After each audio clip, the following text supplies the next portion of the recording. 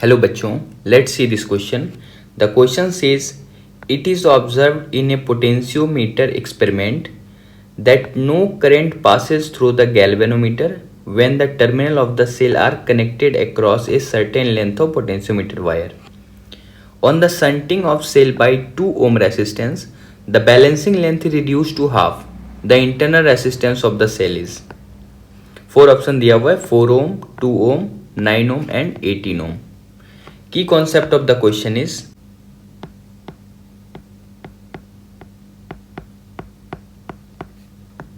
first key concept of the question is construction of potentiometer, and second key concept of the question is by using Kirchhoff voltage law KVL. तो इन दोनों की concept की help से हम लोग इस question को सॉल्व करेंगे।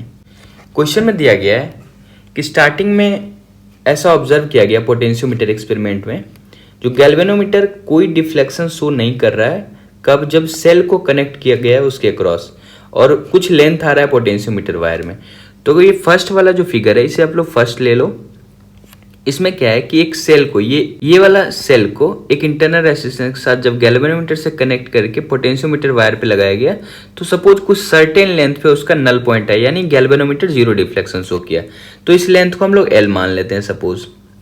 इसके अलावा दूसरा कहा गया है on a shunting of resistance of cell 2 ohm, इसी कंडीशन में अगर 2 ओम वाले रेसिस्टेंस को शंट कर दिया जाए इस बैटरी को, तो जो लेंथ है बैलेंसिंग लेंथ है वो हाफ हो जा रहा है। तो हमें पता करना है कि इस सेल का जो ये इंटरनल रेसिस्टेंस ये आ रहा है कितना होगा।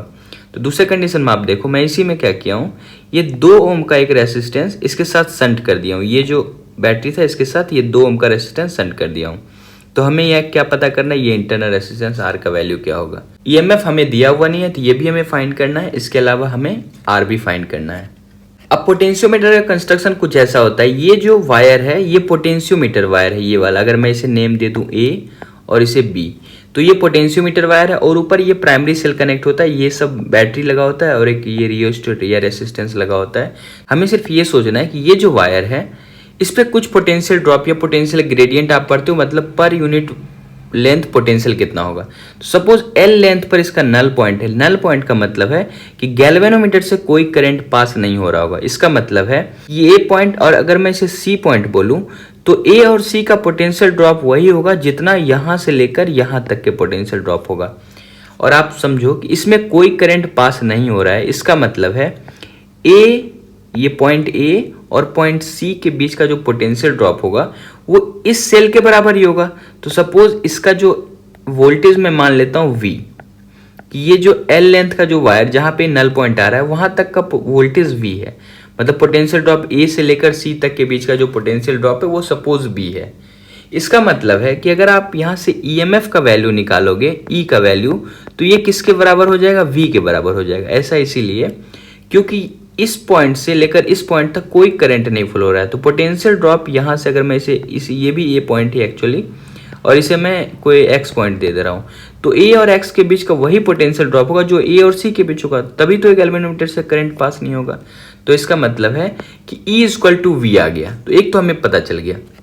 दूसरा कंडीशन में कहा जा रहा है जब हम लोग इसको शंट कर रहे हैं एक 2 ओम के रेसिस्टेंस से, तो जो बैलेंसिंग लेंथ है वो हाफ हो जा रहा है। हाफ कहने का मतलब है कि पहले L था तो L/2 हो जाएगा। अब क्योंकि ये जो पोटेंशियोमीटर वायर है इसका पर यूनिट लेंथ बराबर होता है, इसका मतलब इसका जो पोटेंशियल ड्रॉप होगा, अगर मैं इसे A बोलूं और इस पॉइंट को मैं सपोज D बोल देता हूँ, D बोल देता हूँ इस पॉइंट को, अगर मैं इसे D बोलूं तो इसका मतलब है कि A और D के बीच का लेंथ आधा हुआ है तो पोटेंशियल ड्रॉप भी आधा हो जाएगा। तो पहले V माने थे तो इस बार V/2 हो जाएगा, क्योंकि ये जो पोटेंशियोमीटर वायर जो यूज होता है पोटेंशियोमीटर में उसका पर यूनिट लेंथ पोटेंशियल बराबर होता है। तो अब हम लोग क्या कर सकते हैं, अगर हमें ये दो डायग्राम अगर आप समझ गए हो, ये दोनों सर्किट अगर समझ गए हो, तो बस इसमें कैलकुलेशन करना है। अगर मैं सेकेंड सर्किट को नेक्स्ट पेज में ले लूँ, तो अब इस सर्किट में करना क्या है, हमें ये पता चल गया ये E का वैल्यू, ये जो E है इसका वैल्यू V के बराबर आया है। इसके पहले वाले सर्किट से हमें पता चल गया था E का वैल्यू V के बराबर है। अब जब इस 2 ओम वाले रेसिस्टेंस को आप जोड़ोगे तो आप देखो ये भी एक लूप बन जा रहा है और इसमें भी करंट फ्लो होने लगेगा। अगर सपोज इसमें इस लूप में करंट आई फ्लो हो रहा है तो अगर आपको आई निकालना है तो आई इक्वल टू ओम से लगा तो V अपॉन आर। तो इस लूप में ई बैटरी है तो ई डिवाइडेड बाई आर कितना है, तो एक इंटरनल रेसिस्टेंस है और ये कि 2 ओम का रेसिस्टेंस है। ये आप दोनों सीरीज में है क्योंकि ये एक लूप बन रहा है तो ये दोनों सीरीज में है। सीरीज में इसलिए क्योंकि इधर से कोई करंट पास नहीं हो रहा है।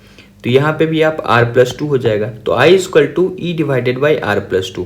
इस चीज़ को आप ये भी लिख सकते हो कि इसमें करंट I किसके बराबर है, V डिवाइडेड बाई R+2। अब कहा गया है सपोज इसे मैं पॉइंट मान लेता हूँ, सपोज इसे मैं P पॉइंट मान लेता हूँ और इस पॉइंट को Q मान लेता हूँ। इसका मतलब है कि गैल्वेनोमीटर से अगर 0 डिफ्लेक्शन शो कर रहा है तो P और Q का पोटेंशियल ड्रॉप वही होगा ना जो A और D का होगा। तो यहां से अगर आप P और Q में KVL लगाओ तो मैं लिख रहा हूं VP और रेसिस्टेंस के क्रॉस पोटेंशियल ड्रॉप होगा -IR। तो I का वैल्यू हमें पता चल गया है V डिवाइडेड बाई R+2 और इंटू R कितना है, ये 2 ओम का रेसिस्टेंस लगा है, ये वाला 2 ओम का, इज इक्वल टू हम लोग कहाँ पहुंच गए Q पे। तो मैं लिख सकता हूँ VQ। तो आप देखोगे अगर मैं Q को इधर लाऊं तो इससे मैं क्या लिख सकता हूँ VP minus VQ is equal to, अगर इन सभी को उधर ले जाऊं तो ये हो जाएगा 2V डिवाइडेड बाई R+2। और आप सोच सकते हो ये जो वैल्यू है ये एक्चुअल में 2VP माइनस VQ ये किसके बराबर होगा, तो इन दोनों पॉइंट के बीच का पोटेंशियल ड्रॉप। अगर गैल्वेनोमीटर 0 डिफ्लेक्शन शो कर रहा है तो ये A और D के बीच का पोटेंशियल ड्रॉप होगा और A और D के बीच का पोटेंशियल ड्रॉप क्या है, V/2। तो आप VP माइनस VQ की जगह लिख सकते हो V/2 इज इक्वल टू ये 2V डिवाइडेड बाई R+2। यहाँ से क्या होगा, V से V कैंसिल आउट हो जाएगा, अगर आप क्रॉस मल्टीप्लाई करो तो R+2 is equal to 2 into 2 4 हो जाएगा। तो यहाँ से R का value 4 minus 2 is equal to 2 ohm आ जाएगा। तो यहाँ से आपको पता चल गया कि बैटरी का इंटरनल रेसिस्टेंस 2 ओम आ जाएगा। So the correct option is option number 2। Hope you understood it well. Best of luck. Thank you.